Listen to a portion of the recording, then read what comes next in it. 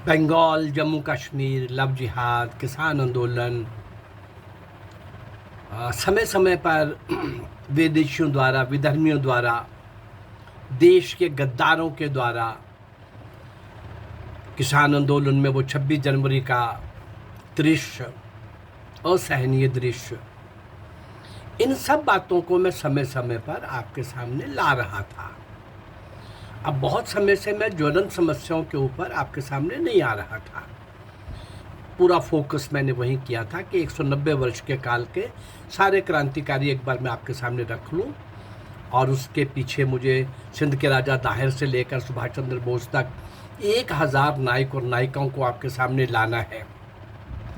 तो ये सोचकर मैं करंट टॉपिक्स को नहीं ले रहा था, पर मुझे लगा कि कुछ बातें तो वर्तमान की लेनी ही पड़ेंगी। इतिहास से सीखना है, इतिहास को भूलना नहीं है। अच्छा बुरा सब आपके सामने, अपने सामने रख के ही आप बढ़िया वर्तमान सोच सकते हो और बढ़िया भविष्य की कल्पना कर सकते हो। इसलिए मुझे लगा अभी कुछ दिन पहले, कुछ दिन तो अभी 2-4 दिन हुए, 5 राज्यों का चुनाव और 10 मार्च को उसका रिजल्ट, विशेष रूप से यूपी जो 25 करोड़ लोगों का लगभग दुनिया का चौथा पांचवा बड़ा देश है, उसके इलेक्शन के ऊपर सबकी नजरें थी। देश विदेश तक उसकी नजरें थी। योगी मॉडल एक अलग मॉडल है, उसको भी दुनिया समझना चाह रही होगी, योगी के विरोधी भी और योगी के समर्थक भी। यूपी के इलेक्शन को विशेष रूप से लेंगे। बाकी तो मैं इतना ही कहूँगा कि पंजाब में जो हुआ, योगी को डिस्कस करेंगे तो भाजपा भी डिस्कस होगी, बाकी और लोग भी, उनकी भी चर्चा होगी। पंजाब के अंदर भाजपा का कोई बहुत कुछ दांव पर नहीं लगा था। भाजपा वहाँ कोई बहुत बड़ी फोर्स कभी भी नहीं थी, और अब तो वो काफ़ी ज़्यादा शिथिल हो चुकी है। ये किसी को भी स्वीकार कर लेना चाहिए। हाँ, फिर से उनकी हिम्मत आएगी, कब आएगी, आ सकती है, वो कल का विषय है। परंतु आज पंजाब के अंदर खोने के लिए भाजपा के पास तो कुछ नहीं था। कांग्रेस अपनी ही मौत मरने जा रही है। कांग्रेस को अब कोई नहीं मार रहा। कांग्रेस के अपने कुकृत्य आज़ादी के टाइम से लेकर, अरे जिस कांग्रेस को बनाया विदेशी ने, अंग्रेज ने, आताताई ने, राक्षस ने, क्रांतिकारियों को फांसी तक पहुंचाने वाला और यातनाएं, जेल के अंदर भयंकर यातनाएं देने वाला, वो किस योजना के अंतर्गत उसने कांग्रेस का निर्माण किया, कई बार मैं आप लोगों के सामने ला चुका हूँ। ये कांग्रेस देश की आज़ादी के समय में भी इसका कोई अर्थ नहीं था। ये अंग्रेजों का सुरक्षा कवच था। इस पर मेरे साथ कोई भी बहस करने के लिए आएगा तो मैं जो बोल रहा हूँ वही काफ़ी है। फिर भी किसी को भ्रम हो कि नहीं ये कैसे हो सकता है, कांग्रेस ने तो देश की आज़ादी दिलाई है, नेहरू और गांधी ने तो देश को आज़ादी दिलाई है, इससे बड़ा कोई मजाक और हो नहीं सकता। आज़ादी दिलाने वाले जो लोग थे उनको इतिहास में कहीं सामने लाया नहीं गया। जहाँ तक कि नेताजी सुभाष चंद्र बोस की भी सौदा किया गया, जिंदा या मुर्दा जब मिलेंगे आपको सौंप देंगे, ब्रिटिशर्स के साथ रिटर्न एग्रीमेंट हुआ। आज मेरा विषय वो नहीं है। हार पर विश्लेषण तो करते हैं, पार्टीज करती हैं, लोग करते हैं, पॉलिटिकल एनालिस्ट करते हैं, बुद्धिजीवी करते हैं। हार पर तो विश्लेषण क्यों हारे होंगे? जीत पर लोग जश्न मना रहे होते हैं। जीत पर विश्लेषण को बहुत ज़्यादा करने का रिवाज नहीं है।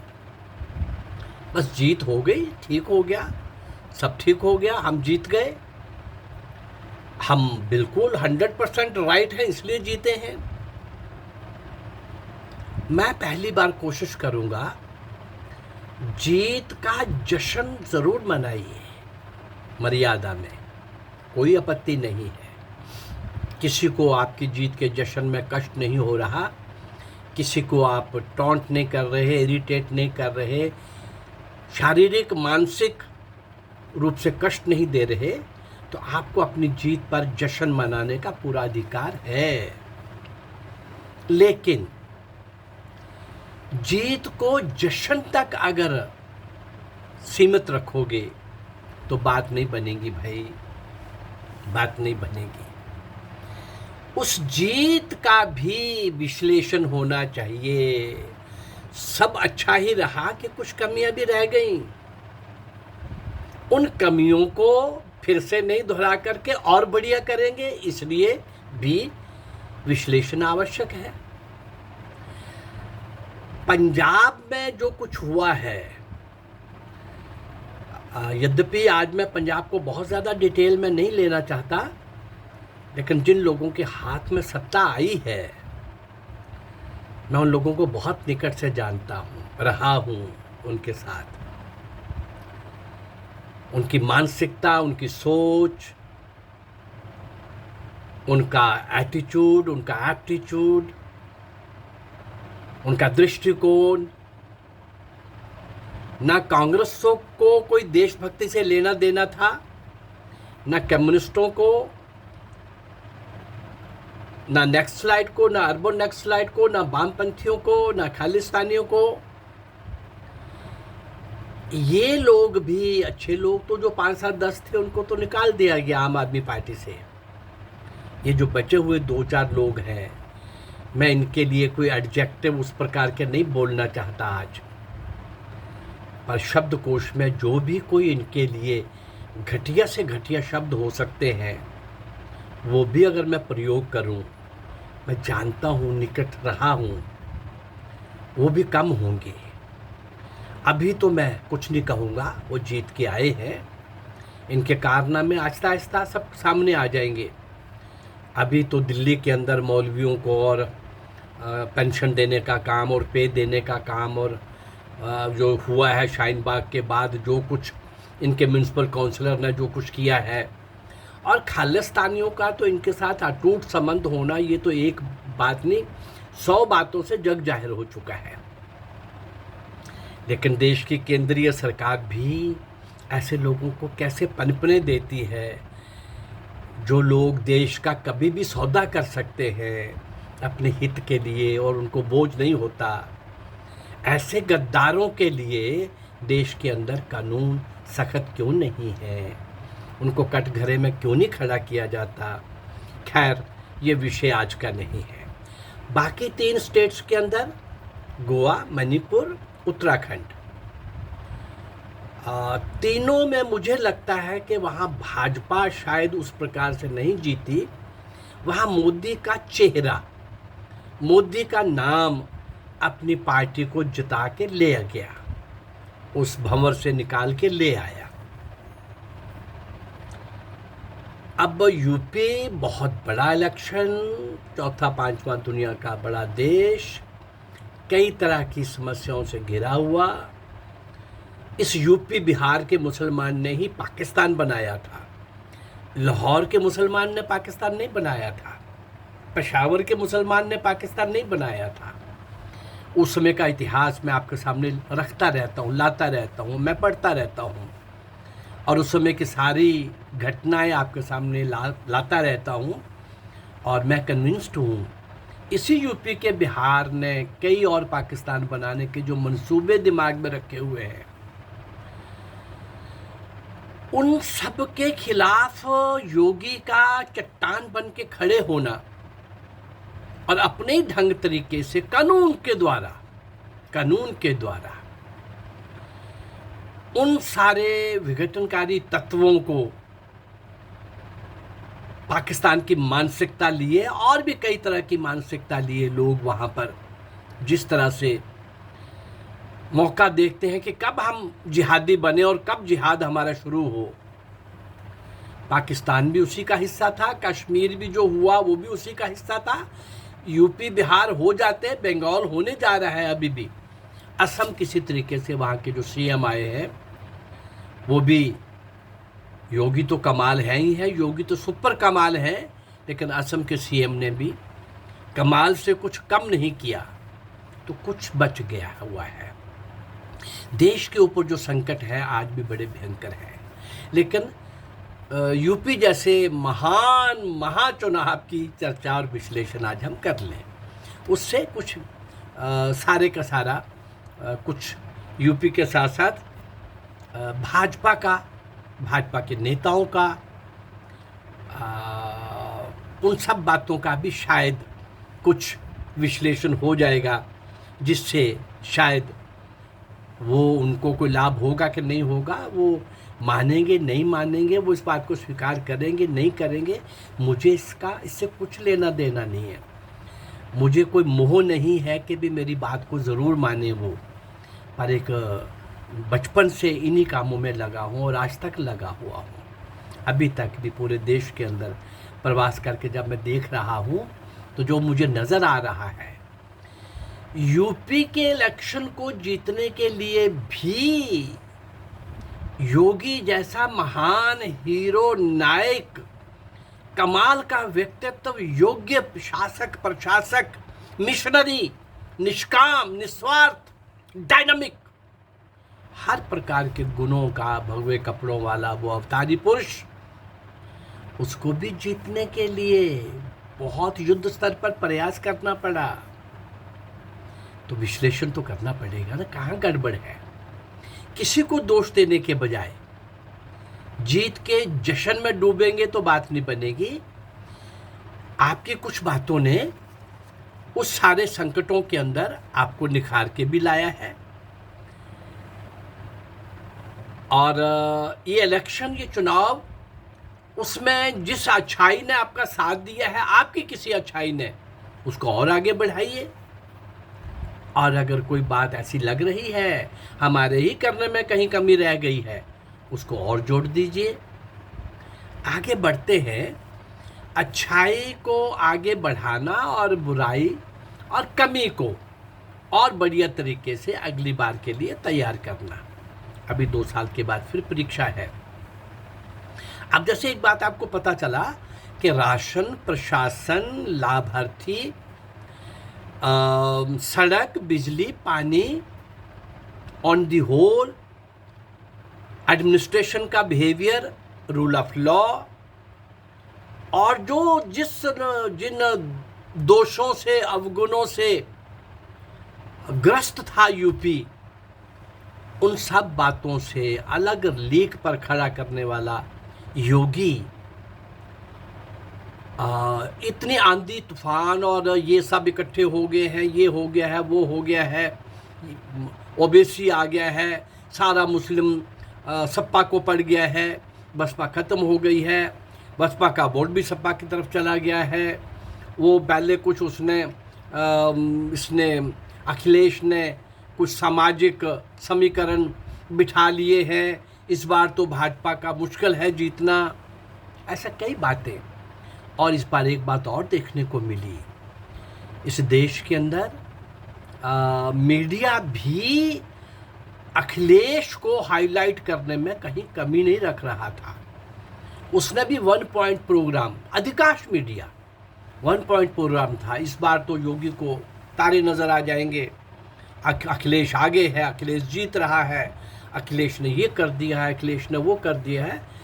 उसका प्रेजेंटेशन इस प्रकार का किया जा रहा था, लेकिन उस सारे के अंदर भी योगी के काम, योगी का व्यवहार, योगी की स्पष्टवादिता, योगी का पक्षपात रहित व्यवहार, और जिस प्रकार के सारी मोदी की सारी स्कीम्स को, योजनाओं को घर घर तक पहुंचाने का निष्काम भाव से, निष्पक्ष भाव से लोगों के सामने लाने का प्रयास किया, उस कारण से कई समीकरण, कई विरोधी, कई देश के ही विरोध में लोग बहुत हैं, और जो योगी जैसे लोग को वो क्यों टॉलरेट करेंगे? योगी और मोदी तो उनको क्यों अच्छे लगेंगे भाई? क्योंकि बहुत सारी दुकानें इन दोनों के कारण, कई एनजीओज़ की दुकानें बंद हो गई, कई ऐसे गद्दारों की दुकानें बंद हो गई, कई ऐसे पत्रकारों को भी अब वो ले जाने का काम बाहर एरोप्लेन के अंदर अपने साथ बिठा करके वहाँ होटलों में ठहराने का काम, यहाँ पर 2 बीच 1 BH देने का काम, ऐसा सब चलता था जो आज नहीं चल रहा। तो इसलिए वो पत्रकार भी बेचारे परेशान हैं। ऐसा ही प्रिंट मीडिया में भी तमाशा था। लेकिन इस बार इलेक्ट्रॉनिक मीडिया ने विशेष रूप से अखिलेश को इस तरह से हाईलाइट किया। पहले तो बराबर का मुकाबला है, बाद में अखिलेश जीत रहा है, पर ये सारी बातें भी योगी को उस संकट से निकाल के ले आई। कुछ अच्छी बातें हुई, उन अच्छी बातों को और आगे बढ़ाना जो आपने व्यवहार किया। जैसे मैंने कहा कि राशन, प्रशासन, लाभार्थी, सड़क, बिजली, पानी, महंगाई, बेरोजगारी की भी बहुत सारी बातें आई। पर सबको पता है कि महंगाई और बेरोजगारी ये कोई एक शासन का काम नहीं है, और एक शासन के समय में ऐसा नहीं होता। ये समय समय पर कहीं ना कहीं, कभी ना कभी, कुछ ना कुछ विशेष कारणों से, कभी मौसम के कारण से, कभी युद्ध के कारण से, अभी जैसे मान लो पेट्रोल डीजल के फिर थोड़ा बहुत बढ़ते हैं, तो उसके पीछे कई कारण होंगे। अब आम आदमी इतना सोच में सक्षम हो गया है, जात पात से ऊपर उठ करके यूपी के अंदर योगी को वोट मिला। मेरा तो ये कहना है 2% ही सही, मुस्लिम वोट भी जरूर मिला होगा, क्योंकि सारी सुविधाएं निष्पक्ष ढंग से सभी घरों में गई। ऐसे ही 2-2 करके, जो सारे लोग तो जिहादी नहीं है भाई, उनमें कुछ ऐसे लोग जो बेचारे सवेरे शाम अपना काम करते हैं, घर गृहस्थी चलाते हैं, पर उन जिहादियों का, उन मौलवियों का शिकार हो जाते हैं।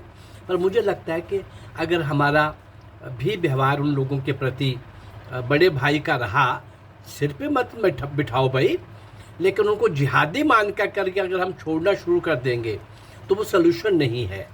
इसलिए आज 2% है, कल 4% होंगे, 6% होंगे। आहिस्ता आहिस्ता आहिस्ता हमारे अच्छे व्यवहार से, हमारी बड़ी लाइन से, फिर उनमें वो कुछ लोग जो बचेंगे, उनके खिलाफ कानून सख्त बनना चाहिए ना।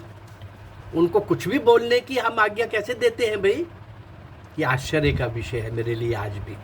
पर चलिए, लॉ एंड ऑर्डर को जिस प्रकार से योगी ने कमाल, इस देश को, सभी लोगों के लिए एक मॉडल पेश किया उन्होंने, यानी एंटी इनकम्बेंसी के बजाय प्रो इनकम्बेंसी थी वहाँ पर।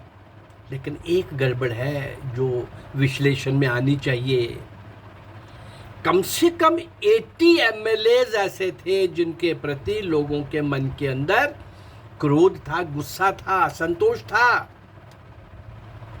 इस पर विचार नहीं होगा कि ये MLA 5 साल किस तरह का व्यवहार करते रहे? इस बात को मैं थोड़ा सा आगे फिर से टच करूंगा।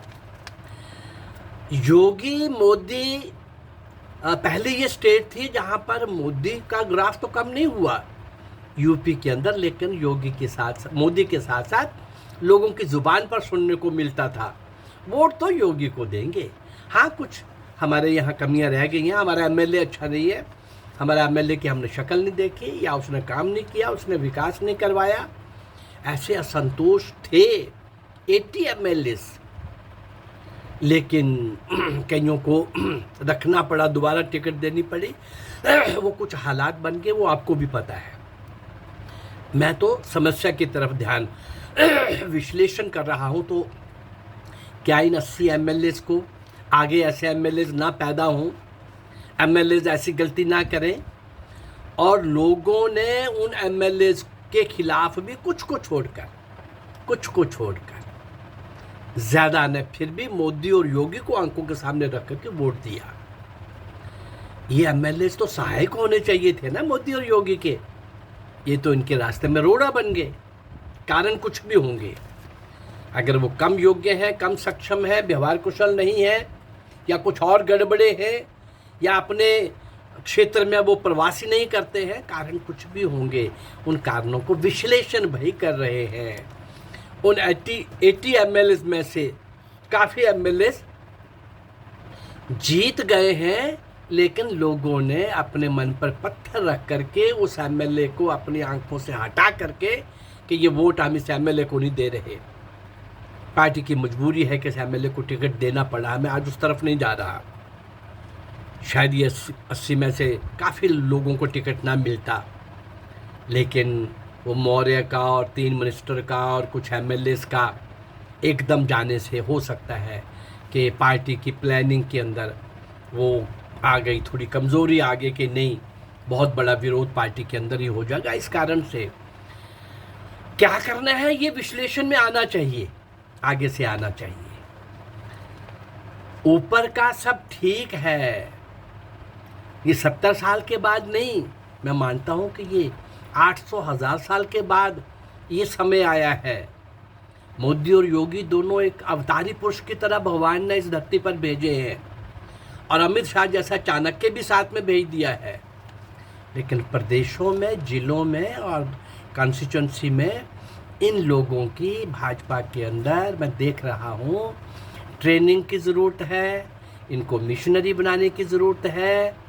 मोदी की जो असीमित अनगिनत कल्याणकारी योजनाएं हैं जिसमें हर वर्ग कवर हो गया है, उनको हर घर तक पहुंचाने की ज़रूरत है। मोदी के उन योजनाओं को किसी एक सीएम ने घर घर तक पहुंचाया है अगर, तो वो योगी थे। उसका उनको इस इलेक्शन में लाभ भी हुआ। उन लाभार्थियों ने अधिकांश ने आंखें बंद करके किस जाति के हैं, किस संप्रदाय के हैं, और मेरा मानना है कि कुछ भी है 2% मुसलमानों का और महिलाओं का, विशेष रूप से सभी वर्गों का और सभी जातियों का वोट सब तरह की विपरीत आंधी माहौल खड़ा करने के बाद भी मीडिया का वो कुकृत्य और दुस्साहस जो था, और उसके बाद भी योगी उन सब का मुकाबला करते हुए अच्छे बहुमत से जीत करके आगे आए।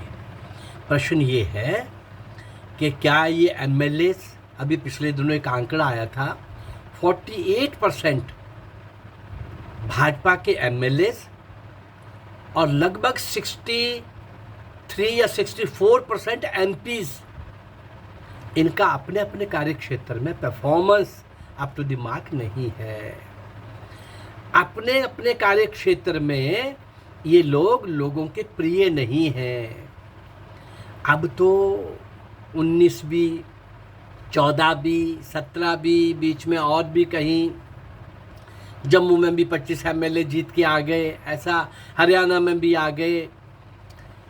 लेकिन मोदी के नाम पर प्रदेश कुछ भी करेंगे और जी लेंगे, ऐसा इस बार उत्तराखंड में हो गया है, गोवा में भी हो गया है, त्रिपुरा में भी हो गया है, मणिपुर में। लेकिन हर बार ये हो सकेगा लोगों का जब क्रोध बढ़ता है। पंजाब उसका नमूना है। पंजाब की हर नेता की, हर पार्टी की क्रेडिबिलिटी स्टेक पर लगी हुई थी, स्टेक पर नहीं लगी थी, क्रेडिबिलिटी थी नहीं। और जब क्रेडिबिलिटी किसी की नहीं होती, फिर वो किसको लाना है ये विवेक नहीं रखता। गुस्सा होता है, क्रोध होता है, फिर जो भी आगे आ जाए, और जो आगे आए हैं वो देश के लिए खतरनाक लोग हैं पंजाब में। ये कब समझेंगे, पंजाब समझेगा, इनके कुकृत्य सामने आएंगे। ये पॉलिटिकली अपॉर्चुनिस्ट लोग हैं और देश इनके सामने कहीं से भी नहीं है। किन 2 नारों से परिस्थितियों का लाभ उठा करके सत्ता में आया जा सकता है, वो 2-3 कलाएं इस केजरीवाल ने अपने अंदर विकसित कर ली हुई हैं। वरना मुझे नहीं लगता, ना शक्ल से ना अकल से ऐसा है कि इसको वोट दिया जाए। पर वो 2-3 बातें जिनको लोग अभी नहीं समझ रहे, और उन 2-3 बातों के कारण पर्दे के पीछे कुछ भी करते हैं। भाई मैं अधिकृत वाणी से कह रहा हूँ, लेकिन केंद्र सरकार का भी दायित्व है कि ये कुछ भी किसी का ना चल पाए। चलिए, मैं यूपी की बात कर रहा हूँ। क्या इन एमएलएस को और एमपीस को भाजपा ट्रेनिंग नहीं देगी? क्या हर महीने 2-3 महीने के बाद इनकी मॉनिटरिंग नहीं होगी?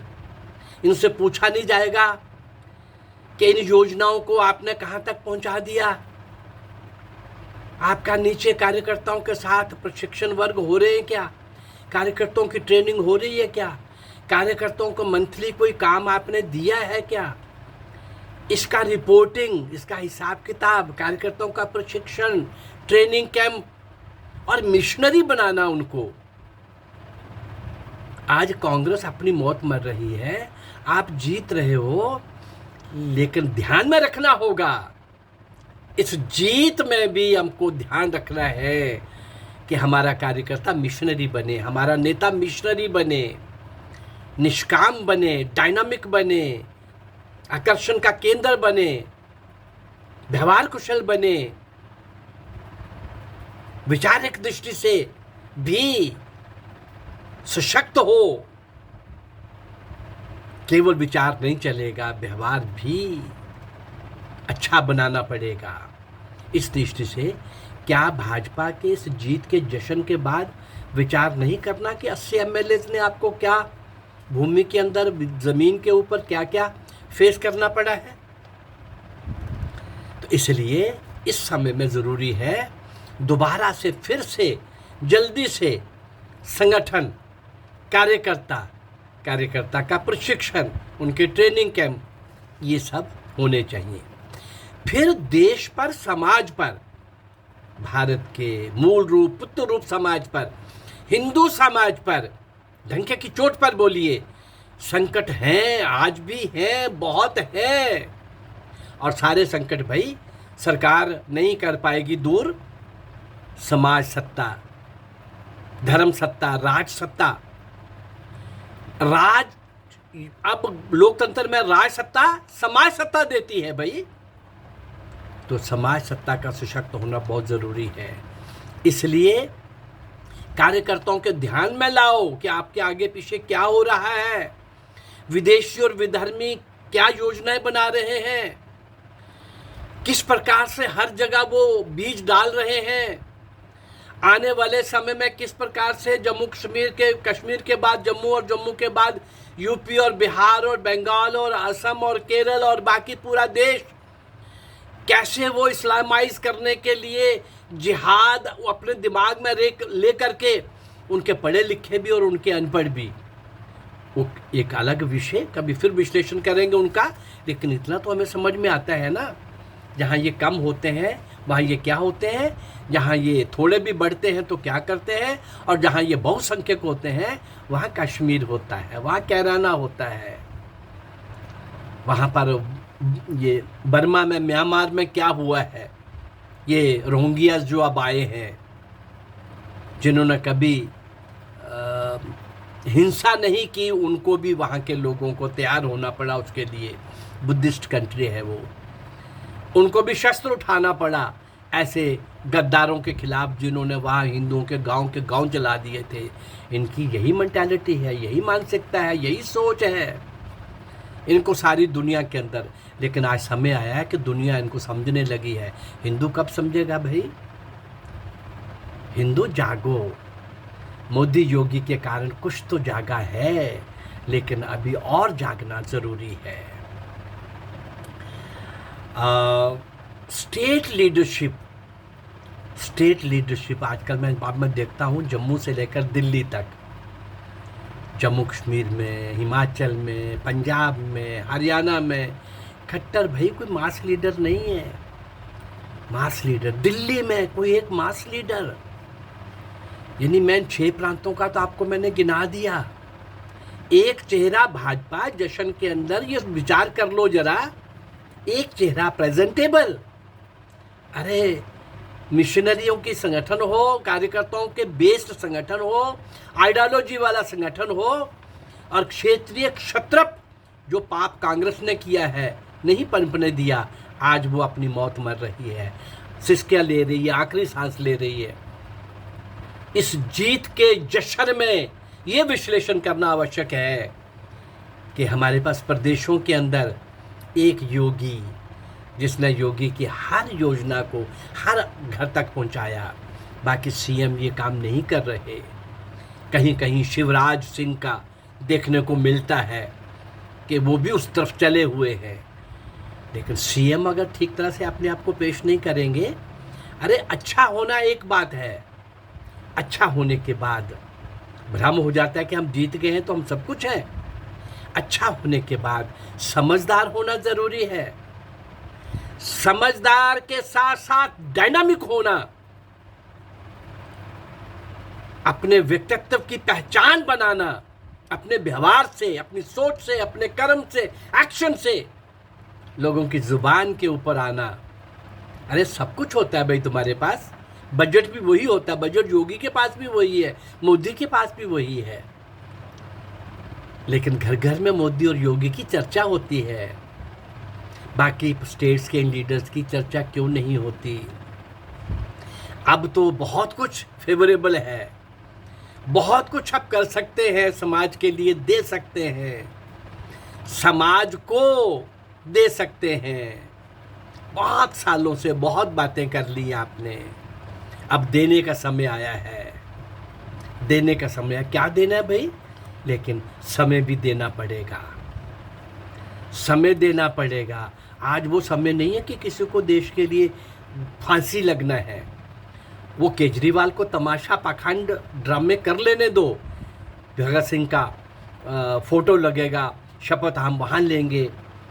केजरीवाल के कुकृत आहिस्ता आहिस्ता सबके सामने आएंगे।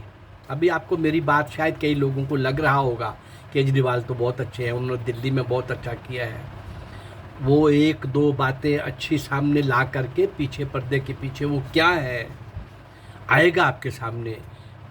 मैं आपके सामने साक्षी रहूँगा और समय समय पर बताता रहूँगा कि ये है केजरीवाल एंड कंपनी। अब एंड कंपनी में जो बचे हैं वो चार वही लोग हैं जो केजरीवाल की भाषा समझते हैं, बोलते हैं और उनके साथ खड़े हैं। लेकिन हमें उन लोगों से कुछ नहीं लेना भाई, अपनी लाइन लंबी करनी है। आपको अवसर मिला है, लेकिन भाजपा का संगठन जैसा होना चाहिए, स्टेट लीडरशिप जैसी बननी चाहिए, क्रेडिबल लीडर आने चाहिए, डायनामिक लीडर आने चाहिए और हर तरह से आदर्श प्रस्तुत करें वो लोग। जनता बहुत जल्दी खुशी होती है भाई, जनता को आप विनम्रता के साथ, शालीनता के साथ, त्याग के साथ, सेवा के साथ आगे आइए। ये समय है, लोग आपको जानने लगे हैं, समझने लगे हैं, सोचने लगे हैं, आपकी तरफ जाति पाति से ऊपर उठ करके आपको वोट देने लगे हैं। जिस लोकतंत्र का आज तक नोट तंत्र ने, वोट तंत्र ने, गिरोह तंत्र ने जनाजा निकाला हुआ था लोकतंत्र का, आज वो लोकतंत्र साधारण लोगों के हाथ की तरफ बढ़ रहा है, जा रहा है, आ रहा है। और उसी दृष्टि से भाजपा के पीछे की तपस्या, जनसंघ की तपस्या, संघ की तपस्या, वो सब दांव पर लगी है अगर हम अपने आप को बदलेंगे नहीं। और इतना बदलना है कि आने वाले 100 साल तक भी कोई भाई टेढ़ी आंख से इस देश को ना देख सके। लेकिन आज भी इस विषय को मैं फिर कभी लगूंगा, फिर कभी लूँगा।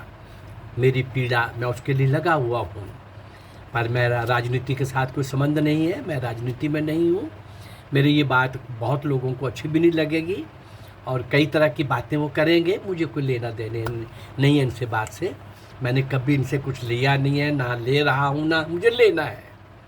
मेरे सामने देश है। 17 साल की आयु में घर छोड़ा था, संघ का प्रचारक बन के आया था। 12 साल प्रचारक रहने के बाद और शिक्षा के क्षेत्र में 12 डिग्री कॉलेज, 9 स्कूल के अंदर काम करते हुए, उनको संचालित करते हुए सामाजिक कामों में, देश के कामों में और विशेषकर हिंदू समाज के संगठन के लिए, शक्ति के लिए आज भी लगा हूँ। संकल्प है 5 लाख मंदिरों को शक्ति का केंद्र बनाना। शाश्वत हिंदू प्रतिष्ठान नाम की संगठन के माध्यम से अभी 2-3 साल पहले प्रयास आरंभ किया है। कहीं रोज़ मैं आपको वीडियो के द्वारा आपसे नहीं जोड़ पा रहा, प्रवास के कारण सब जगह मेरे पास ऐसी व्यवस्था नहीं होती कि मैं ये सारा कर सकूं। फिर भी आपसे जुड़ा रहूँगा। देश के उन महान क्रांतिकारियों के जिन्होंने वास्तव में, असल में देश की आज़ादी के लिए अपना सब कुछ निछावर किया। उनको आपके सामने लाने का काम जो इन पापी दुष्टों ने, काले अंग्रेजों ने, कांग्रेसियों ने, कम्युनिस्टों ने ना शिक्षा में आने दिया, ना कहीं और किसी माध्यम से लोगों तक पहुंचने नहीं दिया। और बताया गया कि आज़ादी कांग्रेस ने और नेहरू और गांधी ने लेके दी है। अगर ये पता चलेगा, लेता रहूँगा मैं बीच बीच में, लेकिन इससे बड़ा क्रूअल मजाक और कोई हो नहीं सकता, क्रूर मजाक और कोई हो नहीं सकता। मुझे लगता है कि आज जो आशा की किरणें देश के सज्जन और देशभक्त लोगों के अंदर जगी हैं, मोदी और योगी के कारण, नीचे की भाजपा को ठीक करना ज़रूरी है, ताकि पूरा देश आने वाले और 2, 4, 5, 7 साल में पूरा देश खड़ा हो सके। कुछ प्रदेशों की भयंकर समस्याएं हैं, उनका भी मुकाबला हो सकेगा। शेष देश को अगर हम अपने ढंग से खड़ा कर लेंगे तो उन 2, 4, 5 प्रदेशों के अंदर भी भाई मैसेज जाएगा आपका, भाई ये भाजपा के लोग, ये संघ के लोग, ये देशभक्त लोग, ये अलग मिट्टी के बने हैं भाई। तो मुझे लगता है कि यूपी का विशेष रूप से दुनिया का चौथा 5वां बड़ा देश, 25 करोड़ का देश, जिस ढंग से योगी जी लगे हैं, वहाँ भी 80 MLAs ने जो प्रॉब्लम क्रिएट की है नीचे धरती पर, 5 साल मॉनिटरिंग होती रहे, रिव्यू होता रहे, देखना होता रहे, कौन उनका MLA, कौन जिलाध्यक्ष, कौन नीचे का कार्यकर्ता काम में लगा है कि नहीं लगा, हम उनको प्रशिक्षण दे रहे हैं कि नहीं दे रहे, हम उनको मिशनरी बना रहे हैं कि नहीं बना रहे, हम उनको एफिशिएंट प्रवक्ता बना रहे हैं कि नहीं बना रहे, इस तरफ ध्यान देना होगा। आज इतना ही, बाकी फिर कभी। लेकिन इस चैनल के माध्यम से जो करंट टॉपिक्स मैंने लेना छोड़ दिए थे, केवल उन्हीं को फोकस कर रहा था। बस आज के बाद बीच बीच में आता रहूँगा आपके सामने करंट टॉपिक भी लेके, लेकिन कल फिर मैं आपके सामने उन्हीं महान क्रांतिकारियों को, भारत माँ के सपूतों को, जिन्होंने अपना सर्वस्व निछावर किया, भारत माँ की गुलामी की बेड़ियों को काटने के लिए स्वयं कट गए, सर्वस्व सब कुछ दे दिया, शौर्य और वीरता के नए इतिहास लिखे, उन सब को कोई नहीं जानता, वो मैं उनको आपके सामने लाने का प्रयास कर रहा हूँ। काफ़ी सारे 350 से भी ऊपर, कुछ यूट्यूब में मुझे दिख नहीं रहे, यहाँ 274 दिख रहे हैं, वो ढूंढने पड़ेंगे कहाँ गायब हो गए हैं, नहीं तो उनको फिर से कर दूँगा। तो ऐसा इस 190 वर्ष का ईस्ट इंडिया कंपनी की एंट्री से लेकर के ब्रिटिशर्स के जाने तक का 1757 से 1947 तक का 190 वर्ष का इतिहास के अभी मैंने पंजाबी सूरमों को आपके सामने लाना शुरू किया हुआ है। उसी को और आगे बढ़ाते हुए 20, 25, 30 क्रांतिकारी महिलाओं का, मैं महिलाओं का भी कुछ दे चुका हूँ, पंजाबी उन क्रांतिकारियों का भी दे चुका हूँ, लेकिन ये 20-25 क्रांतिकारी मुझे एक साथ एक खजाना कहीं मुझे मिल गया है, पर कमाल एक से एक बढ़ कर के 5-6 मैं आपके सामने ला चुका हूँ, और इन पंजाबी सूरमों को 15-20 को और आपके सामने लाने जा रहा हूँ। उसी क्रम को और आगे बढ़ाते हुए फिर मिलेंगे। अगर मेरा ये प्रयास आपको अच्छा लग रहा है तो मेरे इस चैनल को आप लाइक करिए, सब्सक्राइब करिए और इसको शेयर करिए। नमस्कार, जय भारत, धन्यवाद।